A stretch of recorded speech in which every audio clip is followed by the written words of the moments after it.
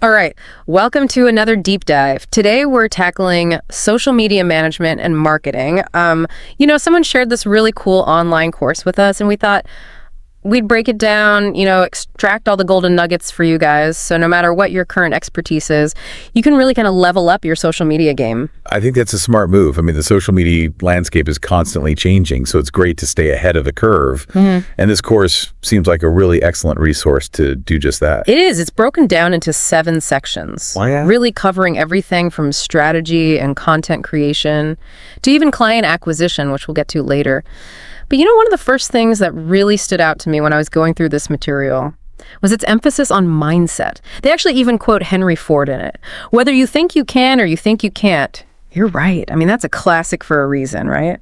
Absolutely. Yeah. And it's particularly relevant, I think, when it comes to social media. It's easy to get discouraged, when you're not seeing immediate results, or maybe when you feel like the algorithms are working against you. Yep. So having that resilient mindset is crucial, and seeing those challenges as learning opportunities is really important. I like that. It's almost like those algorithms are testing us, testing our commitment to the cause. But, this course, it doesn't just stop at, motivational quotes. It provides a really comprehensive overview of the social media landscape, all the key terminology, the platforms, everything. Yeah, I agree. It lays a really good foundation. But one thing that's interesting is it moves beyond the basics pretty quickly and dives into how to choose the right platform for your specific goals. Emphasizing it's not about being everywhere. It's about focusing your efforts where they matter most. So it's really about quality over quantity. Precisely. So for example, if you're a B2B company, LinkedIn might be your primary focus, whereas a fashion brand might prioritize visual platforms like Instagram or Pinterest. So it all comes down to understanding your target audience, and where they're spending their time online. That makes a lot of sense, aligning your efforts with your audience. Speaking of alignment, this course really hammers home the importance of having a clear social media strategy. It's like having a roadmap, preventing you from wandering aimlessly in the digital wilderness. Exactly. I think a solid strategy is absolutely crucial. And this course, breaks down a winning strategy into 8 key components. And it starts with setting clear objectives. And this is about aligning your social media goals with your overall business objectives. So for example, if your business goal is to increase brand awareness, then your social media goals might involve growing your follower base or, expanding your content reach. Makes sense. So everything's working together towards the bigger goals. Okay, so what are the other components? Well, after objectives comes understanding your audience. And, we already touched on this. Knowing their demographics, their interests, their behavior, their platform preferences. But the course encourages you to go even deeper than that, than just those basic demographics. And it introduces the concept of psychographics, which is really diving into the psychological aspects of your audience. So their values, their lifestyles, their beliefs, their motivations. So you're going beyond just the who they are. You're getting to the why they do what they do. But how do you actually use this information to shape a social media strategy? Well, the course gives a great example of this by outlining these 2 distinct audience personas for a hypothetical fitness brand. And they use these 2 people, Sarah and John. So Sarah, she's a busy professional in her early 30s. She values health and wellness, but she struggles to find time for it, with her busy schedule. And then John. On the other hand, he's a total fitness enthusiast, always looking for, new workout routines, healthy recipes, and so on. Okay, I see where you're going with this. You wouldn't target them with the same content, right? Exactly. So for Sarah, you might focus on quick workout routines, easy meal prep ideas, motivational messages about work-life balance. For John, you might showcase more challenging workouts, detailed meal plans, fitness challenges. Even your visuals would be different. If you're creating an Instagram ad. For Sarah, you might use an image of a woman working out at home with minimal equipment. While for John, you might show, someone at the gym using the latest tech. So it's really about tailoring your visuals to resonate with their lifestyles. That's a great point. Understanding those motivations makes a huge difference in how you craft your message. Okay, so we've got objectives and audience covered. What are some of the other strategic components? Well, the next piece is choosing the right platforms, which we've already talked about a bit. And then there's competitive analysis. And this is about learning from what your competitors are doing well. So their content, their engagement, their posting frequency, their follower growth. So you're basically spying on your competitors, but in a legal and ethical way, of course. Exactly. It's gathering intel. You can use those insights to inform your own strategy, identify opportunities to differentiate yourself, and avoid common pitfalls. I love that. Like having a sneak peek at the competitor's playbook. Okay, so what's next? Then comes content planning. And this is where you decide what you're going to post, when you're going to post it, and in what format. And the course really emphasizes, mixing things up with text images, videos, stories, all sorts of engaging content types. Keeping it interesting, catering to different preferences. And this is where those content pillars come in, right? Absolutely. Content pillars are those core themes or topics that you'll consistently focus on. Wow. They provide structure to your content and help you attract a specific audience. So think of them as the foundation of your content strategy. That makes sense. So, for example, if you're a food blogger, your content pillars might be, recipes, cooking tips, restaurant reviews, and you create content around those themes consistently. Okay, cool. What's next? Then there's setting a posting schedule.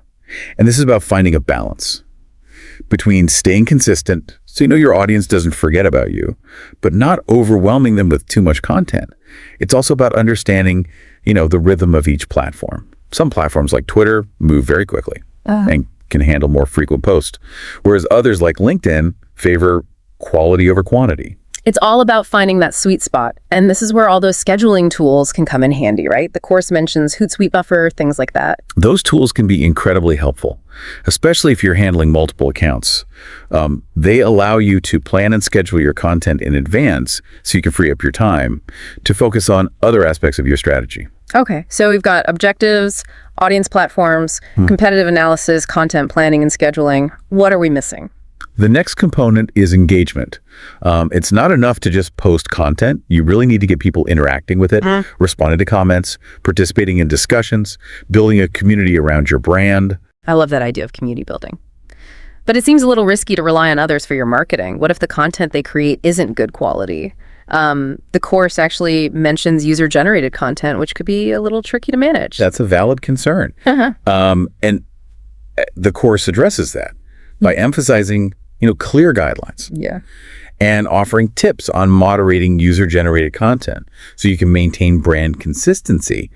But it also highlights the importance of actively engaging with your audience. Showing appreciation for their contributions, making them feel valued. And that's really how you build trust and loyalty. That's a great point. It's about nurturing those relationships. So what is the final component of this winning social media strategy? The last piece is monitoring and adjusting. So it's about being a social media scientist. Analyzing your data, spotting trends, and tweaking your strategy based on what's working and what's not, because the social media landscape is constantly changing. So flexibility and adaptation are key. I love that. A social media scientist, so it's all about experimentation, data analysis, continuous improvement. Sounds like a lot to keep in mind. It can be, but that's where the course's emphasis on SMART goals comes in. It's a framework that can really make setting and achieving those goals a lot less daunting. Okay. Let's dive into that. I'm always up for making things less daunting. What exactly are SMART goals and how do they apply to social media? Well, SMART is an acronym. It stands for specific, measurable, achievable, relevant, and time-bound.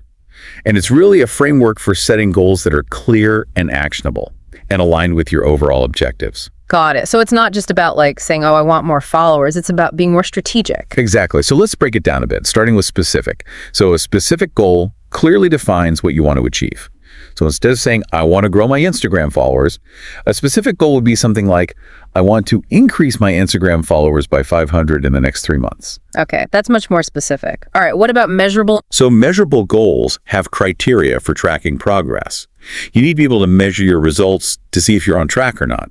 So for example, you could track your follower growth using Instagram Insights. Okay, so it's about having those numbers to back it up, to see if it's actually working. All right, achievable. So achievable goals are realistic. A common mistake is setting these follower growth targets that are completely out of line with industry averages or past performance. So you really want to look at your data. Set ambitious but realistic goals. Based on what's possible, given your resources and time. So you're setting yourself up for success, not for disappointment. Okay, cool. What's next? Relevant. So relevant goals align with your broader business objectives. So for example, if your business goal is to drive sales, your social media goals should support that objective. Maybe by focusing on, generating leads or promoting special offers. So everything's working together towards that larger goal. Okay. And finally, we have time-bound. Right, so time-bound goals have a specific deadline.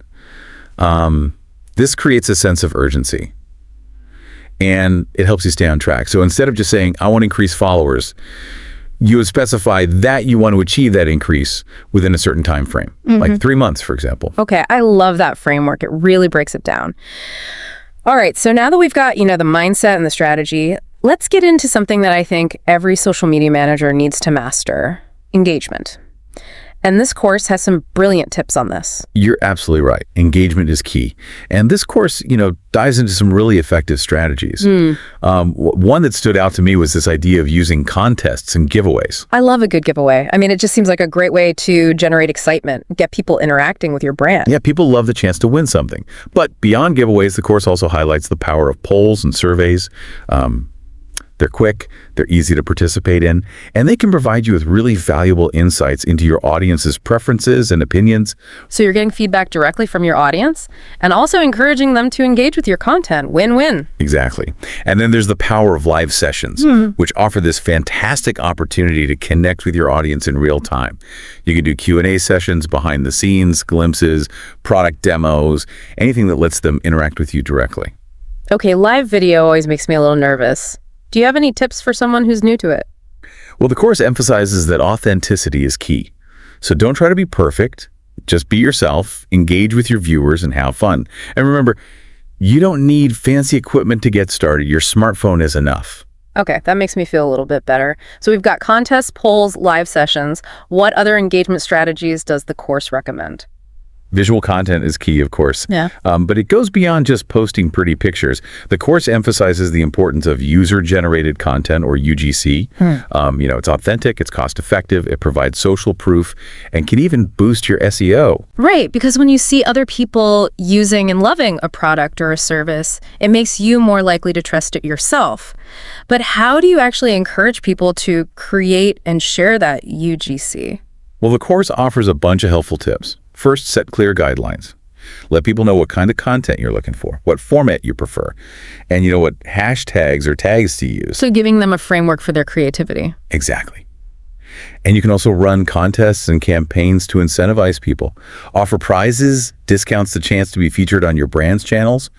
But perhaps most importantly, engage with the UGC that people are already creating. Like it, comment on it, share it, make people feel appreciated. It's all about building that community, making people feel like they're part of something. Now the course also dives into influencer marketing, which can be super powerful for amplifying your reach, but it can also feel a little overwhelming. You're not wrong, but the course breaks down the process in a way that makes it feel a lot more manageable. It starts by emphasizing the importance of defining your goals. So what do you want to achieve through influencer collaboration? Is it increased brand awareness, a new product launch, driving sales, or something else entirely? So you're going into it with a clear vision. Exactly. And then it walks you through the process of identifying relevant influencers who align with your brand and target audience. There are platforms out there like Aspire IQ or Upfluence that can help. But you can also do some good old-fashioned social media research. Look at your competitors or hashtags relevant to your niche. Makes sense. You want to make sure you're partnering with people who genuinely connect with your brand and whose audience overlaps with your target market. So what's next? Outreach. So this is where you craft a compelling message. You want to personalize your approach. Outline your value proposition. Clearly state your request. Don't just send a generic, hey, want to collab message. Put some thought into it. Personalization is key. What about negotiation? Be prepared to discuss compensation deliverables and timelines, clearly and professionally. Remember, it's a business transaction for both parties. All great advice. All right, so let's shift gears a little bit and talk about the business side of social media, because this course doesn't just cover, strategy and engagement. It actually gets into the nitty-gritty of finding clients and landing those deals, which can be really challenging for freelancers or agencies just starting out. Absolutely. It's packed with practical advice on building a successful social media business. And it starts with client acquisition. highlighting several strategies. For example, it encourages leveraging platforms like LinkedIn. Yeah, LinkedIn seems like a natural fit for B2B. Definitely. And, don't underestimate the power of engaging in relevant LinkedIn groups and building those relationships. The course also mentions freelance platforms like Upwork and Fiverr. Those are great for, finding your first few clients, building up your portfolio. What else? Referrals, testimonials, networking. It's all about building a strong reputation and letting people know about your services. So it's a multi-pronged approach, online and offline. But finding clients is just the first step. You also have to convince them to work with you. So what tips does the course offer for crafting those compelling pitches and proposals? Research is crucial. Understand the client's business, their industry, their current social media presence, and the challenges they're facing. Then tailor your pitch to address their specific needs. It's like going on a first date. You want to show you've done your homework. Exactly. And be sure to highlight your value proposition. What benefits do you bring to the table? And back up your claims with data and examples. Show, don't tell. I love that. So capture their attention, make a personal connection, demonstrate your expertise. Anything else? The course recommends showcasing your skills with case studies and success stories. And it even provides a sample service proposal, which can be a lifesaver when you're first starting out. That's incredibly helpful. But even with a great proposal, you need a strong online presence to attract clients and establish credibility. It's like your 24/7 storefront. You're exactly right. A strong online presence is essential. And the course covers that in detail, outlining those key components: professional website, active social media profiles, and consistent content marketing. We've talked about websites a lot, so let's dive into those social media profiles for a minute. Okay, so when it comes to profiles, the course emphasizes strategic platform selection. It's not about being on every platform. It's about being on the platforms where your target audience hangs out. So choose wisely and optimize your profiles for each platform. Makes sense. Quality over quantity. Okay, so what about content marketing? That seems like a pretty crucial piece of building a thriving social media business. Absolutely. Content marketing is all about creating and sharing valuable content to attract and engage your target audience. So it's not just about promoting your services. It's about providing value, establishing yourself as an expert, building those relationships. Exactly. And the course encourages you to think beyond basic blog posts, explore different content formats, like videos, infographics, even podcasts. The key is to provide value and answer your audience's questions. So be a resource, not a salesperson. Okay, cool. What about promoting your content? Content distribution is key. Share your content across relevant platforms to maximize its reach. And don't forget about email marketing. Building an email list can be a powerful way to stay connected with your audience and promote your services. Yeah, email is definitely having a resurgence. It's a really direct way to connect. Any other tips for content distribution? Don't underestimate the power of guest blogging or contributing to industry publications. It's a great way to reach a new audience, build your credibility, and drive traffic back to your own website or social media profiles. Those are some great ideas. Now with all this content creation, distribution, engagement, it can be pretty easy to get overwhelmed. And I know the course dedicates a whole section to workflow optimization. What are some of the key takeaways there? One technique it emphasizes is batch processing, which involves grouping similar tasks together and completing them in dedicated time blocks. So this minimizes context switching, helps you get into that flow state. So for example, you could dedicate one day to writing all your content for the week, another day to creating graphics and so on. Right, so you're focusing on one type of task at a time instead of jumping around. Exactly. It also covers the power of time blocking, which is all about allocating specific blocks of time to different tasks or activities throughout your day or week. This helps you prioritize your work and ensure that you're dedicating enough time to the things that really matter. So it's like creating a schedule for your workday, but instead of meetings and appointments, you're blocking out time for specific social media tasks. That's a great way to think about it. And the course outlines the steps to effective time blocking, from identifying your priorities to creating a schedule, sticking to it as much as possible, and being flexible enough to adjust when needed. Sounds like a great way to stay organized. Any other tips for workflow optimization? The course also highlights the importance of utilizing productivity tools and automation. There are tons of great apps and software programs out there that can really help you streamline your workflow. From scheduling tools like Hootsuite and Buffer to project management platforms like Asana and Trello. Working smarter, not harder. Okay, so we've covered a lot of ground in this deep dive. Mindset strategy, engagement, content, marketing, client acquisition, workflow optimization. What a journey. We've covered a lot, but if there's one key takeaway I hope you've gained, it's that success in social media requires a combination of strategic thinking, creative execution, and a willingness to constantly learn and adapt. Absolutely. It's constantly changing, so you have to stay curious, experiment, and never stop learning. Well said. And don't be afraid to seek out resources like this online course to deepen your knowledge and stay ahead of the curve. I completely agree. This deep dive has given us so much actionable advice and inspiration. Thank you for guiding us through it. It's been a pleasure diving deep with you. Now go out there and make some social media magic happen. It really is. And the course emphasizes that it's not just about gathering information. It's about taking action based on what you learn. So you're not just passively listening, you're actively using those insights to make, better decisions. Exactly. So for example, if you notice that a lot of people are complaining about a specific problem that your product or service could solve, you could create content addressing that problem, or even, develop a new offering. Oh, that's a good point. It could also help you identify potential PR crises or negative sentiment before it blows up into something bigger. Exactly.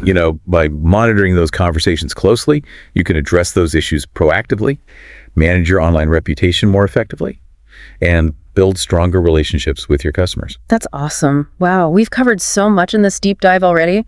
Mindset, strategy, engagement, content marketing, client acquisition, workflow optimization, and now social listening. What a journey. Yeah, we've definitely covered a lot. There's still more to come, right? There is. Social listening is definitely a game changer. It's amazing how much you can learn just by, paying attention to what people are saying online. Yeah. But let's circle back to another important aspect of, building a successful social media presence. Something we touched on earlier. Creating that strong online presence as a social media professional. Yeah, it's like setting up your virtual storefront. You want it to be inviting, well-maintained, and showcasing, your best products or services. And I know the course highlights those 3 key components for this: a professional website, active social media profiles, and consistent content marketing. That's right. And while we've already talked about websites quite a bit, let's dive a little deeper into those social media profiles, because that's often, potential clients' first impression of you. That's true. They're checking you out, seeing if you practice what you preach. So beyond just choosing the right platforms, what are some key things to keep in mind when optimizing those profiles? Well, as you mentioned, platform selection is key. But once you've chosen those platforms where your target audience is hanging out, you need to make sure your profiles are optimized. So that means having a professional profile picture, a captivating cover image, and a bio that clearly and concisely conveys your expertise and the value that you offer. Okay. I've definitely seen some questionable profile pictures out there. What are your thoughts on what makes a good one? Keep it professional and approachable. Ideally, a high-quality headshot, something well-lit that reflects your personal brand.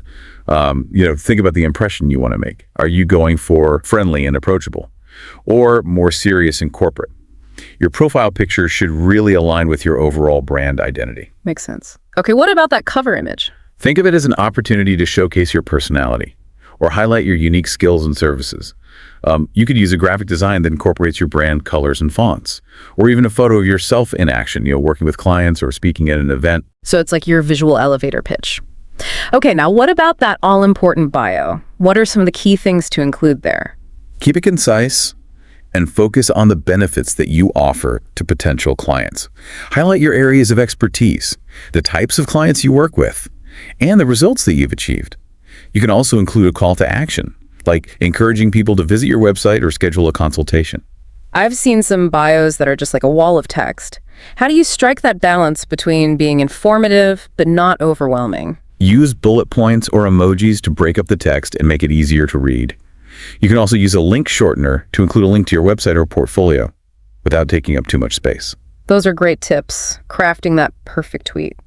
All right, let's move on to content marketing, which is all about, creating and distributing valuable, relevant, and consistent content to attract and engage your target audience. I know this is a big focus of the course. It is. It's a crucial aspect of building a sustainable social media business.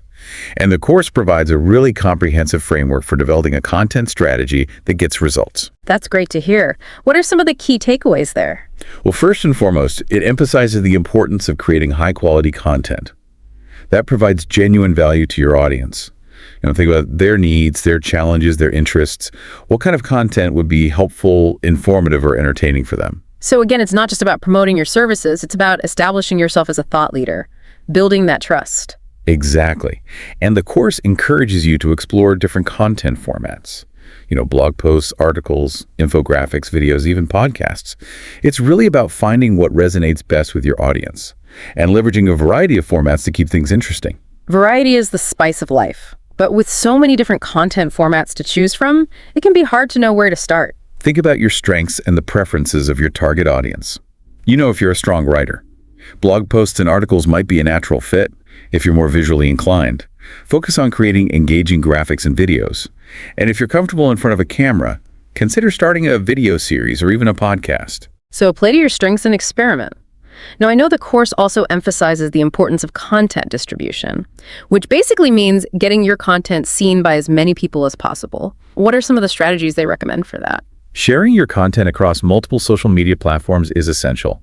Think beyond just your primary platforms. Yeah. Could you repurpose a blog post into a series of tweets? Or create a short video teaser for your latest YouTube upload and share it on Instagram? The key is to maximize your reach and leverage the strengths of each platform. I love that idea of repurposing content, getting more mileage out of your efforts. What other distribution strategies do they recommend? Email marketing is a powerful tool that's often overlooked. Building an email list allows you to stay connected with your audience and promote your content directly to their inbox. Yeah, email's making a comeback, for sure. It's such a direct and personal way to connect.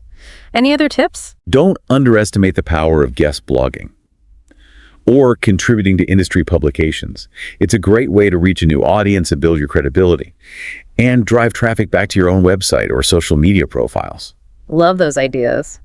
Now, with all this content creation, distribution engagement, it's easy to get overwhelmed. So I know the course dedicates a whole section to workflow optimization. What are some of the key takeaways there? Well, one technique it emphasizes is batch processing, which we've talked about a bit before. It involves grouping similar tasks together and completing them in dedicated time blocks. This minimizes context switching and helps you get into a flow state. So, for example, you could dedicate one day to writing all your content for the week, another day to creating graphics, and so on. Right, so you're focusing on one type of task at a time instead of jumping around constantly. Exactly. And it also covers the power of time blocking, which is all about allocating specific blocks of time to different tasks or activities throughout your day or week. This helps you prioritize your work and ensure that you're dedicating enough time to the things that matter most. Oh, okay. So it's like creating a schedule for your workday. But instead of, meetings and appointments, you're blocking out time for specific social media tasks. That's a great way to think about it. Yeah. And the course outlines the steps to effective time blocking, from identifying your priorities to creating a schedule, sticking to it as much as possible, and being flexible enough to adjust when needed. It sounds like a great way to stay organized and avoid feeling overwhelmed. Any other tips for workflow optimization? The course also highlights the importance of utilizing productivity tools and automation.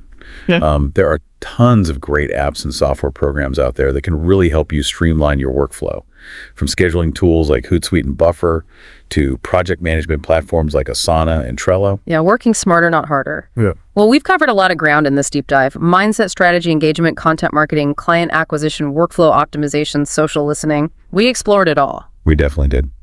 Any final thoughts before we wrap things up? I think the key takeaway here is that success in social media really requires a combination of strategic thinking, creative execution, and a willingness to constantly learn and adapt. Couldn't agree more. It's such a dynamic and ever-evolving field. So the key is to stay curious, experiment, and never stop learning. Well said. And, don't be afraid to seek out resources like this online course to deepen your knowledge and stay ahead of the curve. Absolutely. Well, this deep dive has been incredibly insightful and inspiring. Thank you so much for joining us and sharing your expertise. It's been a pleasure diving deep with you. And to all our listeners out there, we hope you enjoyed this deep dive into the world of social media management and marketing. Remember, the key is to find what works best for you.